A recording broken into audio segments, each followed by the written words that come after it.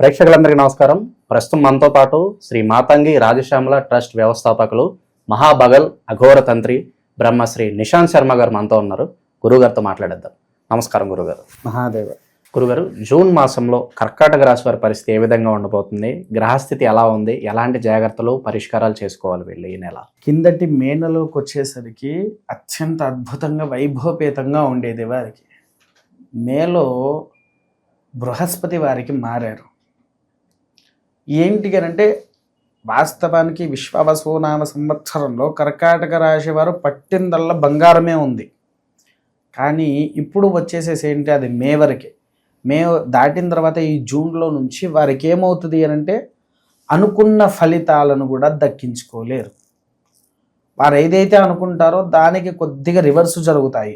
ఒక పని సాధించాలని దృఢ సంకల్పంతో ఉంటారు, అద్భుతమైన దృఢ సంకల్పంతో ఉంటారు. అది కూడా విఫలమయ్యే అవకాశం కూడా ఉంది. ఒకటి. రెండోది వచ్చేసేసి ఏంటి అంటే దూరపైనటువంటి బంధుమిత్రులు కలిసే ఏకకాలం అవుతుంది వారికి. వారికి మంచి ఎప్పుడు అనంటే బంధువులందరూ కలవడం జరుగుతూ ఉంటుంది వారికి.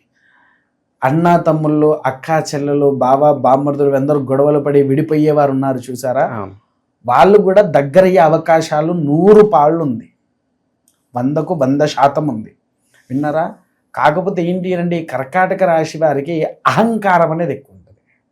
అహంకారము అంటే నా అంతటి వాడు లేడు, నేను చెప్పిందే రైట్. ఎందుకంటే వీళ్ళు మొండివాడు. ఎంత మొండివాళ్ళు అంటే అంత మొండివాళ్ళు. ఎదుటి వ్యక్తికి కూడా రెస్పెక్ట్ కూడా ఒక్కొక్కసారి ఇవ్వరు వీళ్ళు. అంత అంటే వారికి కోపం వచ్చిందనుకోండి, ప్రపంచాన్ని కూడా నాశనం చేసే అంత కోపం వస్తుంది వారికి. విన్నారా? ఇంకొకటి ఏంటంటే బద్ధకం బాగా పెరుగుద్ది వీళ్ళు. బద్ధకస్తులు ఎవరయ్యా అంటే కర్కాటక రాశి వారు. ఎందుకంటే కర్కాటక రాశి వారికి అందులో పుష్యమి నక్షత్రం వారికైతే శని నక్షత్రాధిపతి బద్ధకం బాగా పెంచుద్ది. 3 నక్షత్రాలు కర్కాటక రాశి వారికి. ఇంకొకటి ఏంటంటే బృహస్పతి కూడా అనుకూలంగా ఉండట్లేదు కాబట్టి వారికి అనుకున్నదల్లా జరిగే వాటిల్లో కొద్దిగా నష్టం జరుగుతుంది. ఇంకొకటి ఏంటంటే ఆరోగ్య సమస్యల్లో నరాల బలహీనత రావడం మొదలవుతుంది వీరికి.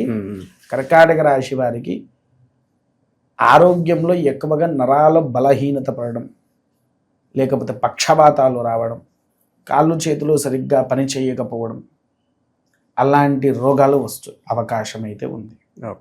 ఒకటి. ఇంకొకటి వచ్చేసేసి ఏంటి అంటే ఆర్థిక పరిస్థితిలో ఉండేటువంటి వారికి అన్ని రకాలుగా సమస్యలు అనేటువంటిది నివారణ అవుతూ ఉంటాయి.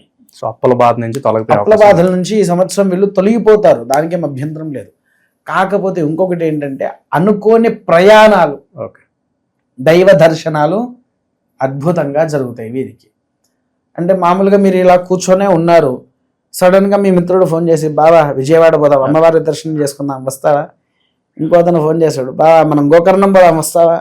ఇంకొకరు ఫోన్ చేసి మనం జ్యోతిర్లింగాల దర్శనానికి పోదాం, వస్తావా? వాళ్ళు అడుగుతారు, వచ్చేస్తా. అలా అనుకోని ప్రయాణాలు బాగా జరుగుతాయి వారికి.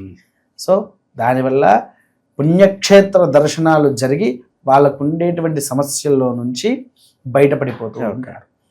రాజకీయ వ్యవస్థలో ఉండేటువంటి వారికి కూడా అద్భుతమైన ఫలితాలు ఉంటాయి. కాకపోతే రాజకీయంలో ఉండే వారికి ఏంటి అంటే ఛాతికి సంబంధించిన వ్యాధులు వస్తాయి.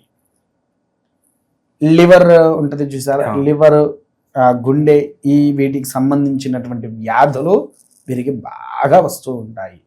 వారు కాస్తంత తిండి మీద శ్రద్ధ చూపియాలి. కొంతమంది పాపం రాజకీయవేత్తలు ఎలా అంటే వాళ్ళు తిరిగే తిరుగుడికి ఒక్కొక్క సందర్భంలో భోజనాలు చేయకుండా ఉంటారు. అవునా? రక్షక భటులు కూడా, ఎవరు పోలీస్ వ్యవస్థలో ఉండేవారు, సందర్భాన్ని బట్టి భోజనాలు అనేటువంటిది చేయరు. వీరి ఇరుగురికి కూడా లివర్కి ఉన్న గుండెకు సంబంధించినటువంటి వ్యాధులు వస్తూ ఉంటాయి. ఆ వ్యాధుల నుంచి బయటపడాలి అని అంటే కనుక ఖచ్చితంగా 3 పూటల భోజనం చేయాలి. 3 పూటల భోజనం చేయాలి. ఇంకొకటి ఏంటంటే వీరు ఇద్దరు ప్రతిరోజు ఉదయాన్నే లేచి శివాలయానికి వెళ్ళి పెరుగు తేనెతో మాత్రమే అభిషేకం చేయాలి. కేవలం పెరుగు రెండవది తేనె. ఇవి రెండింటితోనే పరమేశ్వరుడికి గనక అభిషేకం చేస్తే వాళ్లకు వచ్చేటువంటి రోగ నిరోధక శక్తి పెరిగి రోగాన్ని రానియకుండా కాపాడుతూ ఉంటుంది. విన్నారా? తర్వాత విద్యార్థులు అద్భుతమైన ఫలితాలు ఇస్తారు. చదువు పరంగా వారికి ఎటువంటి ఆలోచన లేదు. కాకపోతే ఏంటి అని అంటే, నేను చదవాలి అంటేనే వాడు చదువుతాడు, నేను చదవకూడదు అంటే వాడు ఇంకోసారి పుస్తకం కూడా ముట్టు. వాడు ఎప్పుడు చదువుతాడంటే, రేపు ఎగ్జామ్ అనుకోండి, వాళ్ళ పుస్తకం తీస్తాడు, ఇలా చదువుతాడు, మూసేస్తాడు, పక్క పెడతాడు, కానీ ఎగ్జామ్ రాసి వస్తాడు, వాడు ఖచ్చితమైన పాస్ ఉంటుంది. కర్కాటక రాశి వారికి ఏదన్నా చెయ్యాలి అనిపిస్తే వాడు చేసినట్టుగా ఇంకెవరు చేయలేరు. కర్కాటక రాశి వారికి ఎంత ప్రేమ ఉంటుందో అంత కోపం ఉంటుంది. ఏదైతే ముట్టుకోవద్దు అనుకుంటాడో దాన్ని ముట్టుకోడు, ఏదైతే చెయ్యాలి అనుకుంటాడో దాన్ని మాత్రం ఖచ్చితంగా చేసి చూపిస్తాడు. విన్నారా? సంగీత సాహిత్యాల్లో కూడా మంచి అవకాశాలు ఉంటాయి, అద్భుతమైన ఫలితాలు వస్తూ ఉంటాయి. తర్వాత సినీ రంగంలో ఉండేటువంటి వారికి మంచి ఫలితాలు లభిస్తూ ఉంటాయి. వారికి కూడా ఏంటి అని అంటే, ఛాతీ లివర్ సంబంధించిన వ్యాధులు వారికి కూడా వచ్చేస్తాయి. విన్నారా? వారికి కూడా సమయానికి ఫుడ్ ఉంటుందో ఉండదో తెలియదు మనకు. వారు ఫుడ్ అనేది మంచిగా తీసుకోవాలి. విన్నారా? ప్రతి డాక్టర్ దగ్గరికి వెళ్ళి ఈ నెల వారు ప్రతి ఒక్క ప్రికాషన్స్ తీసుకొని దాన్ని పాటిస్తూ ఉండాలి.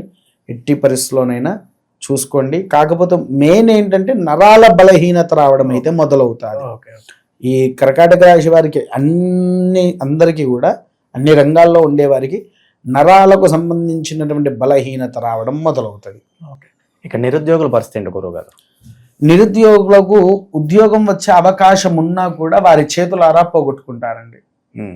వాస్తవానికి చెప్పాలంటే ఉద్యోగం అవకాశాలు ఉంటే, ఎందుకనంటే ఇందాకే చెప్పా, కర్కాటక రాశి వారికి కొంచెం అహంకారం అనేటువంటిది ఉంటుంది. ఆ అహము వలన వచ్చేది కూడా తనుకుంటారు, నాకు ఇంతకంటే మంచి జాబ్ వస్తుంది, ఉన్నదాంతో సంతృప్తి పడే వాళ్ళు కాదు వీరు. విన్నారా? ఒక్కొక్కసారి ఏంటంటే ఈ కర్కాటక రాశి వారిని కంట్రోల్ చేయాలంటే మనకు మైండ్ దొబ్బుద్ది. నిజంగా మనకు మైండ్ దొబ్బుద్ది. కర్కాటక రాశి వారికి మనం ఎంత ప్రేమ చూపించి ఎంత ఏదైనా చేస్తూ ఉంటే వారికి ఒకేసారి తిక్క పుట్టుక వస్తుంది.